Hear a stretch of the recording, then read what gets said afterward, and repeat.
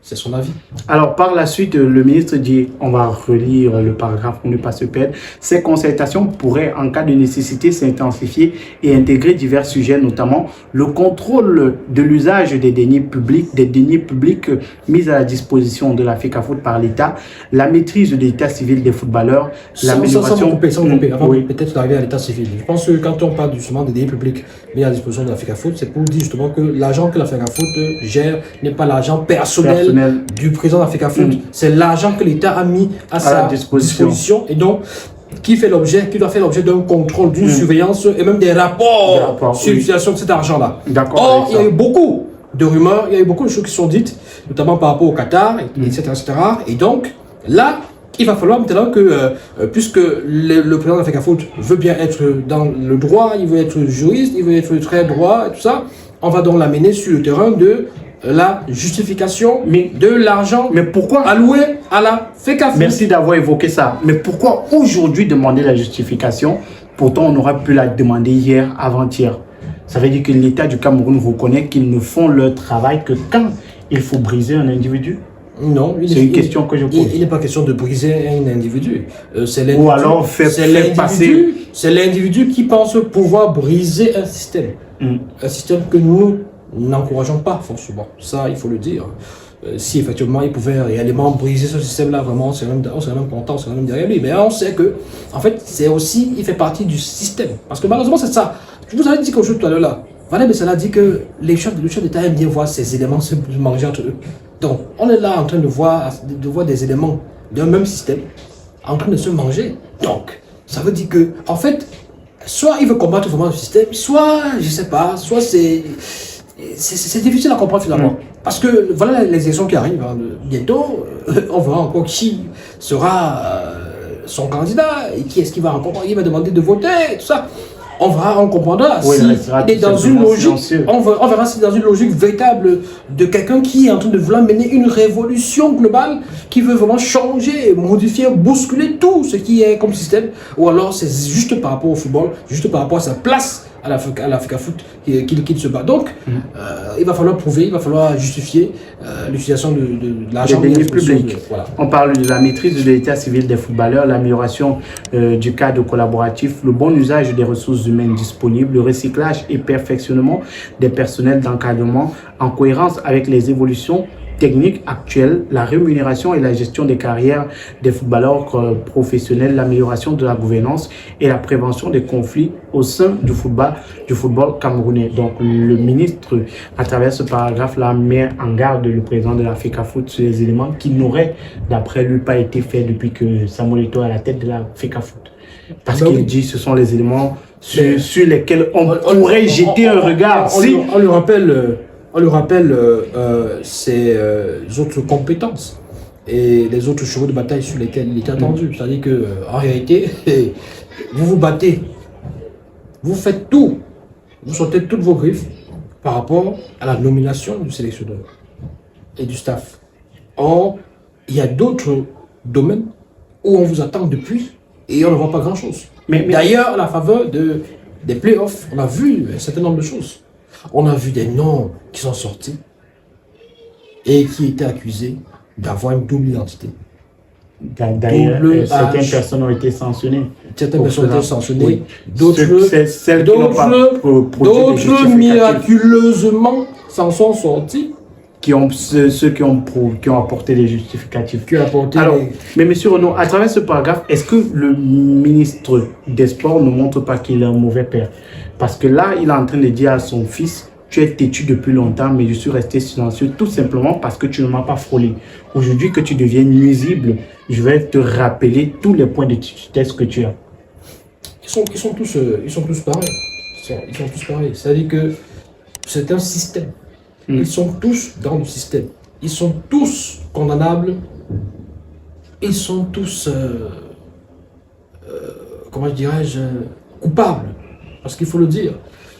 Personne parmi eux n'est un saint. Ça, on le sait. Il n'y a pas de bêta. Ça, on le sait. Maintenant, s'il faut juste s'appesantir sur le problème de la nomination du sélectionneur, c'est autre chose. Mais Parce de que façon là, générale, c'est ce problème-là qui soulève tous les autres. effectivement, mais de façon générale, personne ne sait. Moi, je dis, c'est un système. Ils font partie d'un système. Et Valem Saladi qui se mangent entre eux. Et le chef d'État observe ça, il aime bien voir ça. Bon, ça, c'est le point de vue de Valem Salah. Maintenant, dit mauvais père, tout ça. Vous savez, l'État est un monstre froid. L'État est un monstre froid qui vous broie quand vous attendez le moins. L'État peut vous laisser prospérer dans votre bêtise. Donc le temps du bilan n'était pas encore arrivé. Ben oui, il n'a pas encore fait 3 ans, bientôt 3 ans, oui. En décembre 2024, il fera 3 ans. Bon, peut-être que on l'avait laissé travailler et observer, parce que je rappelle pour la gouverne des abonnés également que l'État du Cameroun a accompagné Samuel Eto'o-Fils, donc le président de l'Africafoot, dans cette aventure. L'État du Cameroun a mis à sa disposition un certain nombre de moyens et de possibilités infinies pour pouvoir justement mener à bien sa mission et redorer le blason du football camerounais. Donc. Par la suite, le ministre des Sports dit, dans l'immédiat suite à la correspondance de la FIFA, il importe que la FECAFOOT assume les obligations qui sont les siennes au terme de la convention MINSEP-FECAFOOT en vigueur, en facilitant le travail du staff technique dont la désignation des membres ne souffre d'aucune irrégularité. Mais est-ce que jusqu'ici, le président de la FECAFOOT a empêché le staff actuel de travailler? C'est vrai qu'il y a des conflits et tout, mais il n'a pas empêché, comme certaines personnes l'auraient espéré, que le sélectionneur Marc Brice rencontre les joueurs. Il n'a pas empêché que le sélectionneur discute avec les joueurs. Et jusque-là, Marc Brice travaille. Ben oui, il y avait malheureusement des rumeurs, mais ça restait au stade des rumeurs. Au stade des rumeurs, qui disaient qu'en Europe, il y a certains clubs auraient reçu des recommandations pour ne pas accueillir Marc Brice. Le laisser entrer en contact avec les joueurs. On s'est rendu compte que ce n'était que des rumeurs parce que finalement, Marc Brice a eu accès à tout ce qu'il voulait. Donc il a eu accès au stade, il a même eu accès aux entraînements. Avec Brian Mbeumo par exemple à Leicester,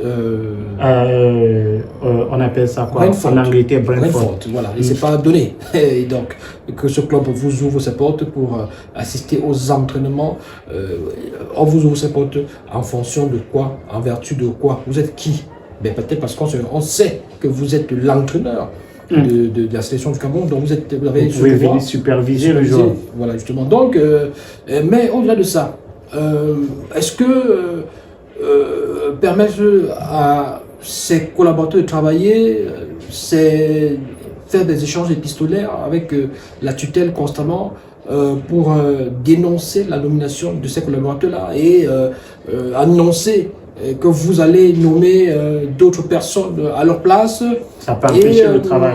Oui, la sérénité dans le travail. Justement. Et ça peut également attiser une sorte de haine, de rejet de X vis-à-vis de Y. Parce que si vous êtes nommé par le ministre et vous commencez à travailler et le président de la fédération, lui, il vous dit, il passe le temps à dire par courrier interposé, vraiment on va nommer quelqu'un d'autre. Celui-là, il n'est pas légal, il n'est pas reconnu, je ne le reconnais pas. Mais finalement, vous vous sentez comment? Vous vous sentez un tout petit peu triste, vous vous sentez un tout petit peu rejeté. Et vous n'avez pas cette capacité ou cette liberté de, par exemple, l'aborder ou bien de le solliciter, de solliciter son accompagnement. Voilà, parce qu'en réalité, en termes d'assistance, en termes de facilitation, le président de l'Africafoot doit accompagner le staff technique dans leur travail, doit accompagner le staff technique dans leur démarche. Par exemple, l'une des façons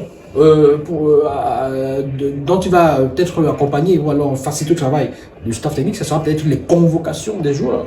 Parce que bientôt, ce sera la période de FIFA et d'ici au maximum 21 mai, 25 mai par là, parce que le 21 mai, il faudra déjà que les clubs reçoivent les convocations des joueurs et ça va passer par la fédération. Donc, il y a tout ça.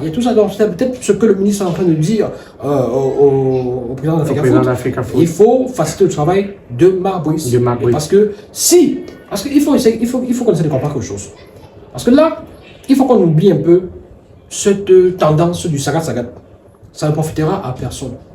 Le saga-saga ne profitera à personne. Parce que, je pense que nous sommes à 3 semaines de ces 2 matchs capitaux qui vont opposer les Lions aux requins bleus du Cap-Vert, ensuite aux Palancas Negras de l'Angola.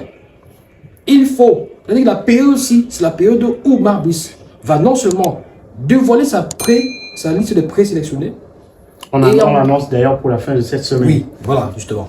Et certaines sources disent même que la liste est déjà à la FECAFOOT et on attend la validation. Voilà, justement. Donc, et c'est ça, justement. Il faut que la FECAFOOT accuse de réception de cette liste. Que la FECAFOOT dise, OK, nous avons reçu, c'est bon. Quel signe mettre son cachet. Et que les convocations puissent aller maintenant au niveau des clubs.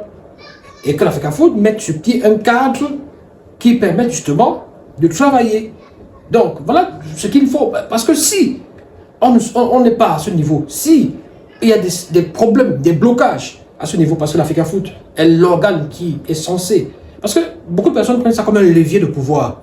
C'est-à-dire que sur le net, sur la toile, beaucoup de personnes prennent ça comme un pouvoir énorme. Et c'est ça qui tue un peu le Cameroun, c'est que des gens s'accrochent à des parcelles de pouvoir qui leur donnent une certaine gloire. Parce qu'on vous dit que c'est vous qui avez le dernier mot sur les convocations. Sans vous, sans votre cachet, sans votre signature, il ne va rien se passer. Et là, vous vous sentez le tout-puissant. Vous asseyez, vous tapez le torse, vous dites que vous êtes le grand patron, vous êtes le grand roi et tout ça. Et vous mettez en péril l'avenir d'une sélection nationale. Non, non, non. Il faut éviter la logique du saga-saga. Parce que il va de l'intérêt. C'est quoi la FIFA parlait de patriotisme. La FIFA, même donc, la FIFA, quand vous avez appelé au secours là, vous parlez de patriotisme. Actuellement, on doit penser au patriotisme parce que actuellement, nous sommes à 3 semaines. À 3 semaines de ce match, il n'est plus possible d'annuler l'annulation d'un sélectionneur et de chercher un autre sélectionneur qui va encore commencer à zéro. T'as dit quoi? Qui va encore aller chercher quel joueur il va sélectionner? Et s'il y avait un sélectionneur qui travaillait déjà en attendant ce serait une embuscade, ce serait de la sorcellerie. Alors, on va continuer en vous invitant à la bonne foi dans l'interprétation de la correspondance de la FIFA et pour l'intérêt supérieur des Lions indomptables. Je vous exhorte à une franche et saine collaboration tant avec le ministre des Sports, votre tutelle, qu'avec le staff de l'encadrement technique conduit par le nouvel entraîneur-sélectionneur Marc Brice, ceci en vue de l'atteinte efficace et rapide des objectifs de meilleurs résultats, de bonnes performances et des victoires futures fixées aux Lions indomptables par le président de la République dans son message à la jeunesse du 10 février dernier. À quelques semaines d'importantes échéances qui engagent les Lions indomptables éliminatoires de la Coupe du Monde 2026, entre parenthèses, il serait convenable de faire taire les polémiques stériles et les divergences inutiles qui n'honorent pas le football camerounais pour le développement duquel la FECAFOOT a reçu de l'État une concession de service public. C'est dans la cohésion, l'harmonie, la paix et l'unité qu'ensemble nous réussirons à redorer significativement le blason de notre emblématique sélection nationale de football senior A. Veuillez croire, Monsieur le Président, à l'assurance de ma parfaite considération. Signé Narcisse Moulékombi, ministre de Sport et de l'Éducation physique, au président de la Fédération camerounaise de football, Samuel Eto'o. Parce qu'il était clair, hein, il a tout dit. Quand on dit ce genre de choses, il n'y a plus rien à rajouter.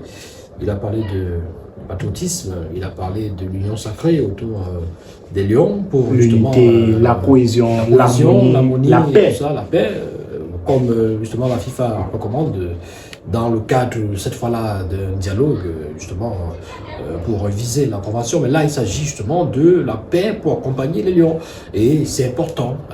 Je pense que à ce niveau, le président de la fédération doit faire preuve de patriotisme. Et il a montré son souci, il a démontré son souci majeur pour la paix et pour la cohésion. Parce que si effectivement il a cet amour profond pour les Lions, comme il le clame très fort, très haut et fort, il ne peut pas mettre en péril leur participation pour la prochaine Coupe du Monde. Il ne peut pas mettre en péril leur match, leurs 2 matchs pour les éliminatoires comptant pour la Coupe du Monde. Donc, à ce niveau, nous sommes à 3 semaines. On peut taire les querelles, justement, comme le ministre l'a bien dit, querelles stupides, il a dit stupide. Stérile. Stérile. Bon, moi je dis inutile. J'ajoute stupide. Oui, des querelles stupides, stériles et inutiles. et même superfétatoire. Les polémiques stériles et les divergences inutiles. C'était là la lettre du ministre des Sports et de l'Éducation physique au président de la Fédération camerounaise de football, Samuel Eto'o. Nous reviendrons... Mais pourquoi vous avez dit Samuel comme ça? C'est Samuel. Samuel. Ou bien... C'est pas Samuel. Samuel Eto'o. Voilà. C'est très affectif. Je vais prononcer comme ça. C'est très affectif, Samuel. Samuel Eto'o, le président de l'Africa Foot. Merci, monsieur Renaud. Ça prouve vos positions. Hein. Non, j'ai pas de position sur ce plateau. Vous semblez être un négligé. Sur ce plateau, c'est moi qui pose les questions et on a le consultant qui est taxé par beaucoup de nos abonnés des hiboux. Voilà. Alors, merci Yannick Renaud. Il faut dire que dans notre prochain contenu, on va parler de cette information qui nous vient de Charles Douglas Ndemba, journaliste en service à Balafon Média, qui parle de Marc Brice qui serait en colère en ce moment face à l'imbroglio qui existe entre l'Africa Foot et le ministère des Sports. Et vous y croyez. Nous reviendrons d'ailleurs dans notre... Nous reviendrons dessus dans notre prochain contenu. Merci Yannick Renaud. Il dit des choses, vous y croyez. Merci Yannick Renaud. Il vous dit des choses, vous y croyez. Merci Yannick Renaud. C'est terrible.